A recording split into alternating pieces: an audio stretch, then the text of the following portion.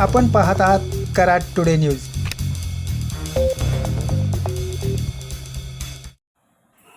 लोकसभा निवडणुकीच्या पार्श्वभूमीवर आचारसंहितेची कडक अंमलबजावणी करण्यासाठी कराड तालुका प्रशासनाने तालुक्याच्या हद्दीवर चेकपोस्ट उभा करण्यात आले आहे.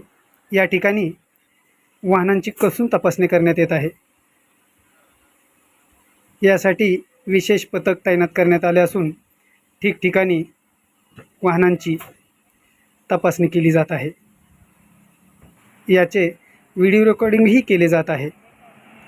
पुणे बेंगलोर महामार्गावर सातारा सांगली हद्दीवर मालखेड नजीक